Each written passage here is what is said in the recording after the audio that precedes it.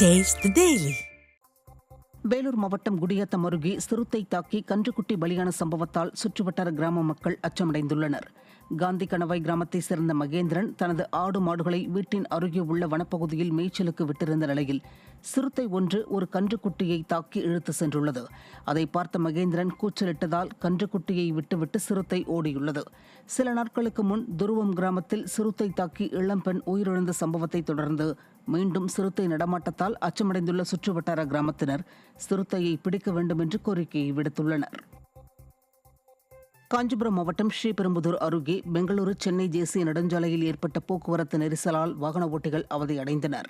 மாம்பாக்கம் பகுதியில் ஏற்பட்ட போக்குவரத்து நெரிசலால் வேலூர் செல்லும் மார்க்கத்தில் 2 கிலோமீட்டர் தொலைவிற்கு வாகனங்கள் அணிவகுத்து ஊர்ந்து சென்றன.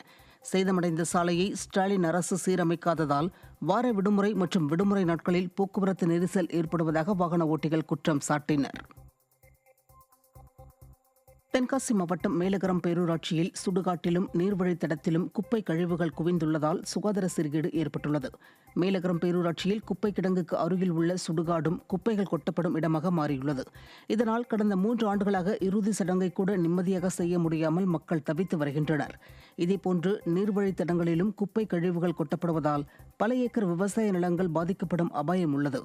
தமிழகம் எங்கும் பல பேரூராட்சிகளில் காணப்படும் இதுபோன்ற சுகாதார சீர்கேடுகளை கண்டுகொள்ளாமல் உள்ளாட்சியில் நல்லாட்சி என ஸ்டிக்கர் திமுக அரசு தம்பட்டம் அடித்துக் கொள்வதாக மக்கள் குற்றம் சாட்டுகின்றனர்.